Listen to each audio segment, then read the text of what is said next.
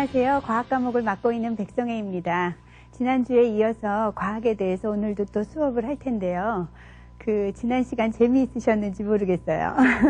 벌써 이제 봄이 이렇게 찾아왔는데, 봄 하면 무엇이 생각나세요? 그렇게 꽃하고 이런 아름다운 것들만 떠올리시네요. 자, 근데 오늘의 주제는 그런 아름다운 자연에 대한 것이 아니라 사실은 봄에 항상 찾아오는 불청객에 대한 이야기를 좀 해보려고 합니다. 뭘까요?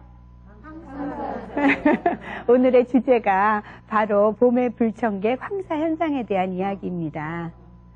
사실 황사현상이 막 일어나면 너무너무 괴롭잖아요. 그런데 왜 꼭 중국에서 봄에 불청객이 찾아올까? 거꾸로 우리나라에서 봄이 되면 중국 쪽으로 바람이 분다면 그런 현상이 일어나지 않을 텐데 왜 일어날까요? 네? 네. 중국이 위에 있고 우리나라가 밑에 있어서 그럴까요?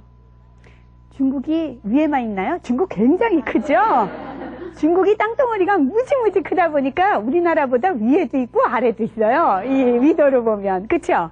그러니 그거는 아닐 수도 있을 것 같아요. 또 혹시 사실 오늘 지금 제가 가슴이 조마조마한 것이 혹시 정답이 먼저 나올까봐. 그러면 수업을 할 수가 없잖아요. 자, 오늘 이 시간을 통해서 왜 그럴까를 안다면 자연현상에 대한 또 다른 시각을 여러분들이 가지시게 될 거예요. 그래서 아이들한테 그거를 설명해 주신다면 또 아이들도 그렇구나, 어쩔 수 없는 자연현상이구나 이렇게 생각하면서 황사현상에 대한 불편한 마음들을 좀 적게 되지 않을까 싶습니다. 자, 그래서 오늘 수업을 하기 전에 지난 시간에 했던 내용이 사실은 오늘 수업에서도 굉장히 중요해요. 그렇기 때문에 지금 한번 지난 시간에 무엇을 배웠는지 한번 물어보려고 그래요. 혹시 기억나세요? 지난 시간에 뭘 배웠을까요? 항상 들을 땐 다 아는 것 같아요. 근데 문제는 뒤돌았으면 내가 뭘 배웠는지가 항상 기억이 안 난다는 게 문제예요. 그렇죠? 항상 그것은 우리만의 문제가 아니라 우리 자녀들의 문제이기도 할 거예요. 절대 수업 시간에 졸지 않았는데 보면 항상 새로워요. 그런데 과학이라는 것은 외우는 것이 아니기 때문에 우리가 이해한다면 제가 조금만 도와드리면 다시 기억이 나실 거예요. 자, 그러니까 한번 제가 지난 시간에 배웠던 내용들을 짚으면서 무엇을 배웠는지 또 어떻게 기억하고 계시는지를 여쭤보겠습니다. 자, 우선 지난 시간에 배웠던 굉장히 중요한 개념 중에 하나가 온도가 뭐냐 하는 거였어요. 온도가 뭔지 혹시 기억나세요? 예. 물질을 구성하고 있는 입자들의 운동 에너지가 크다는 의미를 둔 게 아닌가 싶습니다. 크다고 하셨는데 온도가 높다는 것과 분자운동 에너지가 크다는 것이 관계가 있겠죠? 네. 온도가 낮은 것은요? 온도가 낮은 것은 차갑다? 는 것은 분자운동 에너지가 어떤 경우일까요? 예, 작은 것들을 얘기하는 걸 거예요. 자, 온도의 정의가 분자운동 에너지의 크고 작은 것으로 정의를 하는 것이 과학적인 시각이라고 말씀을 드렸는데, 또 하나 중요한 개념으로 우리가 배웠던 것이 열에 대한 거였어요. 열. 혹시 열이 뭔지 기억나세요? 예. 높은 온도에서 낮은 온도로 운동 에너지가 전달되는 것을 열이라고 합니다. 예, 맞습니다. 아마 제가 그거를 절대 잊어버리시지 말라고 지난 시간에 마구 때려드렸을 거예요. 기억나세요? 화면으로는 한 번만 맞으셨지만 사실은 여러 번 맞으셨죠? 그래서 그렇게 마구 부딪혀서 에너지가 전달되는 것, 그것이 우리가 열이라고 말씀을 드렸어요. 그러면서 지난 시간에 그런 내용들에 대해서 설명을 드렸는데, 자, 혹시 지난 시간에 미처 질문 못 하셨던 것들, 궁금한 거 있으면 한번 먼저 질문을 받아볼까요? 네. 우리가 이렇게 옆으로만 쳤었잖아요. 근데 다시 반대로는 칠 수가 없나요? 예, 사실은 그거는 맞는 사람 입장에서는 때린 사람을 치고 싶겠죠. 애꿎은 얌전한 옆 사람 치는 것은 그거는 사실은 자기가 생각하기에는 올바른 일이라고 생각이 안 될 것 같아요. 그런데 왜 그러느냐? 만약에 제가 높은 분자운동 에너지를 갖고 있어서 꽝 옆을 쳤어요. 근데 이 옆 사람이 생각해 보니까 아니 내가 맞았으니 이쪽을 치는 게 맞을 것 같아서 친다면 문제는 저보다 운동 에너지가 높아야 돼요. 저보다 온도가 높아야 저를 때릴 수 있어요. 안 그러면 한 대 때리고 2대 맞습니다. 그쵸? 저희 집에는 아이가 둘이 있는데 항상 둘째 아이가 이 우주의 진리를 몰라요. 그래서 자기가 에너지가 적은데도 불구하고 자기 형을 맞은 만큼 때리고 싶어 하다 보니까 항상 억울한 일이 일어나죠. 항상 에너지는 높은 데서 낮은 데로 이동을 합니다. 그러니까 아무리 억울해도 맞으시면 자기보다 에너지가 적은 쪽으로 에너지를 전달해 주셔야 돼요. 그것이 항상 높은 데서 낮은 데로 일정한 방향을 갖고 에너지가 전달되는 것을 이해하시는 것입니다. 또 다른 질문? 예. 선생님, 그러면 기체나 액체는 어떻게 전달되나요? 굉장히 중요한 질문을 오늘 하셨습니다. 사실은 지난 시간에 기억을 하시겠지만 앉은 자리에 가만히 계셨었죠. 그렇죠? 그것은 마치 뭐와 비슷한 상태냐 하면 제가 첫 강의 시간에 모든 물질은 고체와 액체와 기체로 분류할 수 있다고 설명을 드리면서 고체는 입자가 움직이지 않고 단단하게 서로 가만히 결합하고 있다고 말씀을 드렸을 거예요. 그러니까 제가 지난 시간에 설명해 드린 방법은 바로 여러분을 고체 상태의 입자로 비유해서 에너지가 전달되는 방법을 설명해 드린 거예요. 그런데 오늘 바로 주제가 에너지가 전달될 때 기체나 액체일 때는 어떨까 하는 거예요. 그것이 오늘의 주제입니다. 그래서 액체 말고 오늘은 그 기체의 종류 중에 하나죠. 공기가. 그렇죠? 그래서 이 공기에서 에너지가 전달되는 방법을 설명해 드리는 게 오늘의 주제이거든요. 그래서 그 주제의 답을 알게 되신다면 왜 봄이 되면 황사 현상이 항상 중국에서 우리 쪽으로 바람이 불어서 일어나는가 하는 답을 알게 되실 겁니다. 자, 그럼 오늘의 강의로 들어가 보도록 하죠. 자, 이 그 강의를 우리가 듣기 전에 그러면 우리가 그러한 현상들, 그 공기 중에서 에너지가 전달되는 현상들을 아이들은 대류 현상이라는 용어로 학교에서 배우는데요. 이 대류 현상에 대해서 학교에서 여러분의 자녀들은 실험을 통해서 어떻게 배우게 되는지 한번 같이 보시겠습니다. 안녕하세요. 과학 실험을 담당하고 있는 강대훈입니다. 오늘은 열의 이동 방법 중에 대류에 대한 실험을 함께 해보도록 하겠습니다. 본래 이 대류라는 실험은 그 공기를 규모로 하는 굉장히 큰 규모인데 지금 이렇게 실험실적으로 규모를 좀 작게 하다 보니까 실제적으로 뭐 썩 만족할 만한 결과를 얻기는 어렵습니다. 그러나 뭐 현재 학교에서 이런 상태의 실험을 가지고 학생들에게 공기의 대류 현상을 설명하고 있습니다. 여기 보면은 큰 수조에다가 비커에 물을 담아놓고 모래를 담아놨어요. 그리고 그 가열하는 상태, 그러니까 태양이 비치는 형태를 가장하기 위해서 그 스탠드를 준비해놨습니다. 그리고 불을 켜는 것은 태양이 비치는 것을 뜻하겠죠. 지금 모래와 물이 전등에 의해서 지금 열을 받고 있죠. 그러면 같은 시간 동안에 사실은 같은 양의 열을 받는다고 볼 수 있거든요. 그런데 연기의 움직임을 가만히 한번 보세요. 약간 어느 쪽으로 치우치고 있나요? 예, 모래 쪽으로 연기가 이동하는 것을 볼 수 있을 겁니다. 이것은 모래 쪽의 공기들이 더 빨리 가열되는 특성이 있어요. 비열이 작기 때문에 그렇거든요. 그러면 모래 쪽의 공기는 위로 상승하고 상대적으로 모래 쪽 공기는 희박하겠죠. 그래서 물 쪽에 있는 공기들이 이렇게 이동을 하게 되는 겁니다. 그러면 상공으로 이동한 공기는 또 물 쪽으로 이렇게 해서 대기가 거대한 규모로 이렇게 순환을 하게 되는데 그러한 현상을 대류라고 해요. 그래서 그런 대류 현상으로 인해서 대륙과 대륙 간의 큰 공기 이동에 의해서 여러 가지 현상들이 생기기도 하고 뭐 바람이 육지 쪽에서 바다로 분다거나 바다에서 육지 쪽으로 분다거나 아니면 밤낮에 따라서 바람의 방향이 바뀐다거나 하는 그러한 대류 현상을 통해서 육지와 바다 또는 산과 강의 열들이 이렇게 이동을 한다. 그렇게 보실 수 있겠습니다. 주의하실 점이 있어요. 이 실험을 혹시 자녀분들과 집에서 하실 때는 절대 바람이 분다거나 창문이 열려 있다거나 하면 원하는 결과를 보실 수가 없겠죠. 자, 실험을 잘 보셨죠? 네. 그 실험을 보시면 그 얼음이 있는 추운 쪽으로부터 따뜻한 물 있는 쪽으로 이렇게 향연기가 움직이는 모습들을 아마 보셨을 거예요. 그 사실은 공기의 움직임을 봐야 되는데 공기가 내 눈에 안 보이다 보니까 향연기를 넣어놓고 향연기가 움직이는 방향으로 아마 공기가 이동할 거다라는 생각을 아이들이 할 수 있도록 그런 장치를 하고 아마 공기의 움직임을 아마 보셨을 거예요. 그런데 그렇게 움직이는 건 관찰이 되는데 도대체 왜 그렇게 움직이는가? 이거의 답을 사실은 할 수 있어야 되거든요.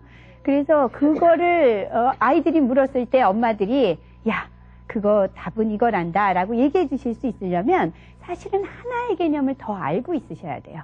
그 개념을 위해서 제가 간단한 우리가 부엌에서 설거지 하다가 라도 간단히 아이들한테 보여줄 수 있는 그 실험을 한번 소개해 드리려고 해요. 제가 이게 이제 그 설거지 통이에요. 만약에 설거지 통이라고 하면 우리가 왜 재활용하려고 하다 보면은 이런 PET병을 이제 헹궈서 이렇게 버릴 수 있잖아요. 그리고 마침 고무풍선만 하나 더 있다면 고무풍선을 이 PET병에 이렇게 잘 꽂은 다음에 왜 뜨거운 물을 막 이제 틀어 놓으시고 지금은 뜨거운 물이 나오질 않으니까 제가 이걸 이렇게 보여드리면요. 이 뜨거운 물을 막 담아 놓으시고 이 뜨거운 물에다가 이렇게 담가놔 보세요. 무슨 일이 일어났을까요? 너무 재밌죠? 자, 그런데 또 찬물을 담아 놓으시고 찬물에다가 이렇게 담가 보세요. 찬물에 담그면 풍선이 쪼그라들어요. 자, 한 번 해서 이 규칙성은 찾는 게 아니에요. 두 번 해도 항상 일어난다면 자연현상이겠죠? 자, 이렇게 뜨거운 물에서는 풍선이 부풀어 오르다가 다시 찬물에 우리가 넣으면 얼음물 같이 찬물에 넣어놓으면 다시 풍선이 쭈그러들어요. 그렇죠? 그렇다는 이야기는 뭘 의미할까요? 이거는 이 안에 있는 공기는 어디 도망갈 곳이 없어요. 그렇죠? 근데 온도가 높아지면 무슨 일이 일어나죠? 온도의 정의가 뭐였죠? 분자운동이 막 활발해지는 거예요. 그러니까 풍선도 막 밀치게 되고 부피가 커지는 거죠. 그것은 굉장히 중요한 개념이에요. 온도가 높아지면 분자운동이 활발해지는데 그러면 무슨 일이 일어나느냐? 부피가 팽창하게 됩니다. 이해하시겠죠? 부피가 팽창해요. 또 온도가 낮아지면 이게 분자운동이 느려지면서 이 부피가 줄어들어요. 자, 이렇게 부피가 팽창하고 줄어드는 것을 가지고 우리가 중요한 과학의 원리를 알 수 있는데 이런 것을 처음 찾아낸 사람이 샤를이에요. 그래가지고 우리는 이거를 샤를의 법칙이라고 부릅니다. 뭔지 아시겠어요? 그러니까 온도가 높아지면 기체의 부피가 팽창하고 온도가 낮아지면 기체의 부피가 줄어든다. 이거 우리 설거지만 하다가도 발견할 수 있는 법칙인데 그만 샤를이 먼저 발견을 해가지고 이름이 샤를의 법칙이에요. 사실 내가 발견했으면 우리 아이와 함께 저희 집 큰아이 이름이 우식인데 우식이의 법칙 그래서 과학 교과서에 나왔을 법도 한데 말이에요. 그래서 이런 것들은 사실 규칙성이 있는 자연현상을 누가 먼저 발견하느냐 하는 것도 굉장히 중요한 일들이고 사실 많은 과학자들은 이렇게 단순한 것들을 발견해서 자기 이름을 붙였어요. 그러니까 우리 아이들한테도 야 이거 억울하게 샤를이 먼저 발견했댄다. 하지만 너가 먼저 발견할 수 있는 것들도 앞으로 많이 있을 거야 라고 얘기한다면 아이들도 아 내가 좀 과학자가 돼서 중요한 법칙을 좀 하나 찾아봐야 되겠다 라고도 생각할 수 있을 것 같아요. 자, 그래서 이 샤를의 법칙을 아는 것이 왜 중요하냐 하면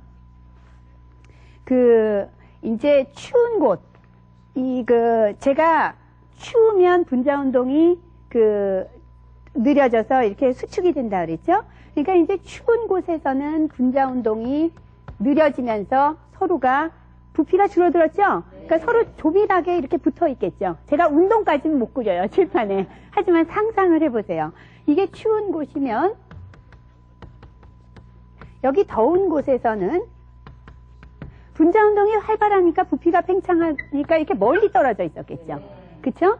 자, 그러면 하나의 중요한 법칙 중에 하나는 이렇게 추운 곳과 더운 곳의 공기의 밀도, 이런 걸 밀도라고 부르거든요. 이건 조밀한 정도예요. 그러니까 이것이 조밀하고 이쪽이 성기다면 항상 조밀한 곳에서부터 성긴 쪽으로 입자가 이동을 하게 돼요. 그래서 나중에 균일한 밀도가 될 때까지 입자들이 이동하는데 이것이 바로 바람이 부는 거예요. 그러니까 바람이 분다는 거는 내 눈에 아무것도 보이진 않지만 아이고 공기가 날 때리는구나 이렇게 생각하시면 돼요. 공기 입자들이 날 때리는구나. 바람이 세게 불면 많이 때리는구나. 살랑살랑 불면 조금 때리는구나 이렇게 생각하시면 돼요. 그런데 그 차이는 바람이 세게 분다면 여기가 굉장히 춥고 여기가 굉장히 더우면 강풍이 부는 거예요. 센 바람이. 그쵸? 막 쏟아져 들어올 테니까. 물 밀듯이 막 쏟아져 들어오니까. 온도 차이가 적으면 바람이 부는 그 정도가 약해지겠죠? 온도가 같으면 바람이 안 불어요. 이것이 바로 에너지, 이게 온도의 차이에 따라서 에너지가 전달되는 방법인데 이렇게 고체의 경우 가만히 앉아서 옆만 치는 그러한 정도의 에너지 전달 방법이 아니라 이렇게 액체나 기체의 경우에 에너지가 전달되는 또 다른 방법이 바로 대류 현상이라는 것입니다. 자, 그러면 실험에서 왜 향연기가 이 모래 위에 담긴 얼음 쪽에서부터 따뜻한 물 쪽으로 이렇게 이동했는지 아마 이해가 되실 거예요. 그쵸? 그것을 아이들은 대류 현상이라고 배우지만 우리는 그거를 설거지통의 실험을 통해서 샤를의 법칙이라는 것과 함께 연결해서 가르쳐 줄 수 있겠죠? 그쵸? 근데 이거는 교과서에 없어요. 그러니까 엄마들이 그거를 연결해줘서 요거를 설명해주면 아이들이 대류현상은 과학 수업 시간에 배우지만 아 그렇구나 하는 거는 엄마들이 가르쳐 주시면 알 것 같아요. 그러면 애들이 엄마 보는 눈빛이 달라질 거예요. 부수적인 효과로는 신문을 보던 남편의 눈빛도 달라질 수 있어요. 그쵸? 야, 우리 부인 대단한데? 그럴 수도 있을 거예요. 설거지를 하다가도 아이들한테 이런 과학의 법칙들을 연결해서 설명해 줄 수 있다면 아이들도 과학을 참 좋아할 것 같습니다. 자, 그래서 이러한 대류 현상을 이해한다면 왜 바람이 부는지 아실 거예요. 자, 그런데 봄이 되면 왜 황사 현상이 일어나는가가 오늘의 주제였었죠? 네? 혹시 이것을 응용한 게 그 현상인데 답을 해보실 수 있으시겠어요? 보시면 일기예보 항상 들어보시면 말이에요. 대륙성 고기압의 영향으로 혹시 그거 아세요? 들어보셨죠? 뭔 소리인지 모르지만 항상 나오는 거예요. 대륙성 고기압이라는 얘기. 즉 고기압이라는 것은 기압이 높다는 얘기인데 그것은 입자들이 조밀하게 있다는 것을 의미해요. 아시겠어요? 추우면 그래서 항상 고기압이에요. 더우면 분자운동이 활발하니까 입자수가 성기게 있죠? 그러면 저기압이에요. 그래서 항상 따뜻한 곳이 저기압, 추운 곳이 고기압이거든요. 그래서 항상 고기압에서 저기압으로 바람이 불겠죠? 아까 그게 왜 그렇게 되는지 설명드렸죠? 그런데 대륙성 고기압이라 그랬어요. 왜냐? 추운 겨울이 지나가고 따뜻한 봄이 올 적에 땅덩이에 있던 땅 위에 큰 땅덩어리가 중국은 크죠. 그 내륙에 있던 얼음은 아직 미처 얼질 못해요. 녹지를 못해요. 그런데 해양은 항상 좀 온난하죠? 그렇죠? 온난한 해양 기후니까 우리나라는 중국의 내륙에 비교해 본다면 거의 삼면이 바다기 때문에 상대적으로 해양 기후를 갖는다고 볼 수 있어요. 그러니까 봄이 되면 항상 따뜻한 쪽이 먼저 따뜻해지는 게 우리나라고 아직도 봄눈이 녹지 않아서 추운 쪽이 중국이에요. 그러다 보니까 위쪽에 있어서가 아니라 항상 추운 데서 더운 데로 바람이 불기 때문에 항상 중국 쪽에서 우리나라로 바람이 불어요. 그러면서 그 사막과 먼지 덩어리들을 다 몰고 오기 때문에 황사현상이 일어나는 거예요. 황사현상은 언제 멈추게 될까요? 예, 중국 대륙에 눈이 녹아서 우리나라보다 더 더워지기 시작할 때, 내륙은 또 더워지기 시작하면 온도가 막 올라가죠? 그렇게 된다면 그 바람이 멈추게 될 거예요. 그때까지 참고 기다리시는 수밖에 없습니다. 자, 오늘의 수업은 그러한 황사 현상이 왜 일어날까 하는 것들을 그 과학 시간에 배웠던 그 대류 현상과 또 다른 그 시간에 배우게 될 그 샤를의 법칙이라는 것을 연결해서 설명을 해드렸는데요. 혹시 질문 있으세요? 우리가 알기로 이 황사가 우리 몸에 많이 나쁘다고 알고 있거든요. 근데 이제 구체적으로 어떻게 나쁜지를 알고 싶습니다. 예, 사실은 이제 그 황사가 일어나고 있는 그 현상을 좀 제가 설명을 해드리면요. 제가 그림을 잘 그리지는 못하는데, 이게 이제 우리나라고 이렇게 중국이 이렇게 있다고 하죠. 여기가 중국이고, 여기가 우리나라예요. 그리고 여기가 황해가 있고, 여기 뭐 동해 있고, 이렇게 이제 여기가 바다라고 하죠. 제주도를 잊어먹었네요. 독도도 그려야 되겠죠. 자, 우리나라는 최소한 다 그렸어요. 자, 이러면 바람이 항상 봄이 되면 여기는 아직도 얼음 덩어리가 있고 여기가 더 따뜻하기 때문에 바람이 여기서부터 일로 이렇게 분다고 말씀드렸죠. 여기가 고기압이 되고 여기가 상대적으로 저기압입니다. 꼭 일기예보 안내하는 것 같죠? 고기압에서 저기압으로 대륙성 그 고기압의 영향으로 바람이 불 거예요. 자, 그런데 바람 자체는 이 공기 입자가 이동하는 거라고 아까 설명을 드렸을 거예요. 그런데 공기 입자가 이동하면서 뭐까지 같이 끌고 오느냐? 사실은 여기 있는 사막이나 공장지대에 있던 먼지들 있죠. 먼지들, 또 중금속들, 그리고 오염물질들. 중국이 좀 또 불결한 곳이 또 많이 있잖아요. 그러한 물질들도 바람에 휩쓸려서 같이 우리나라로 날아오는 거예요. 공기만, 청정한 공기만 온다면 사실은 청정한 중국이 공장지대도 없고 뭐 더러운 곳도 없어서 아주 맑고 깨끗한 숲만 있는 곳에서 바람이 온다면 그거는 굉장히 우리한테 이로운 바람일 수도 있어요. 근데 그 먼지들을 같이 가지고 오니까 숨이 막히고 막 먼지 때문에 온 데가 뿌옇게 흐려지고 흙먼지를 같이 가지고 오죠. 그게 바로 황사현상이라고 이해하시면 됩니다. 혹시 또 다른 질문 있으세요? 네, 선생님, 저도 항상 궁금했던 게 예. 그 바람하고 황사 그 차이가 어떤 건지 알고 싶거든요. 우리는 그냥 바람이 분다 하는 거랑 이제 황사현상을 뒤엉켜서 설명을 하는 것 같아요. 그렇지만 사실은 이제 바람이 불 때 먼지가 딸려오는 것을 황사현상이라고 얘기를 하기 때문에 봄의 불청객인 황사현상은 이 공기의 이동 때문에 생기는 것이 아니고 공기 이동과 같이 딸려오는 그 먼지 때문에 일어나는 거라고 생각하시면 됩니다. 다른 질문 있으세요? 질문이 없으신 거 보니까 다 이해하신 것 같아요. 그런데 지금은 다 이해한 것 같은데 사실 집에 가서 곰곰이 생각해 보면 혹은 아이들하고 같이 이렇게 아까 보여드렸던 실험도 하시면서 그 이야기를 하다 보면 궁금한 게 분명히 또 생기실 거예요. 그러면 다음 시간에 꼭 제가 첫 시간 시작하기 전에 지난 시간에 배운 것 중에 궁금한 게 혹시 있으셨는지 여쭤볼 테니까 잘 적어 놓으셨다가 궁금한 것 있으면 꼭 질문을 좀 해주세요. 질문을 한다는 거는 절대 부끄러운 일이 아니거든요. 질문을 한다는 건 그것만큼 그것에 대해서 생각했다는 것이기 때문에 공부할 때 제일 중요한 자세 중에 하나입니다. 그러니까 다음 시간까지 한번 생각해 보시고요. 자, 그러면 다음 시간에 저희가 할 내용에 대해서 제가 간단히 소개해 드리도록 하겠습니다. 제가 첫 시간에는 모든 물질을 과학자들이 고체, 액체, 기체로 나눈다고 설명을 해드렸고, 그리고 그 중에서 두 번째 강의를 통해서 높은 온도에서 낮은 온도로 고체 상태의 에너지가 전달되는 방법인 전도에 대해서 설명을 해드렸어요. 전도라는 용어는 그렇게 중요하지 않지만 옆 사람 때렸다는 것은 기억하시면 됩니다. 그 다음에 오늘 수업을 통해서 물질이 기체나 액체같이 서로 단단하게 결합되어 있지 않고 서로가 자유롭게 움직일 수 있을 때 어떠한 형태로 높은 온도에서 낮은 온도로 에너지가 전달되는지 배우셨어요. 그거를 우리가 대류라고 이야기를 합니다. 자, 그런데 과학자들은 열의 형태, 즉, 이 높은 온도에서 낮은 온도로 에너지가 전달되는 형태를 세 가지로 나눴어요. 항상 세 가지로 나누는 걸 좀 좋아하는 것 같아요. 그 세 가지 중에 마지막 하나가 바로 복사에 대한 것입니다.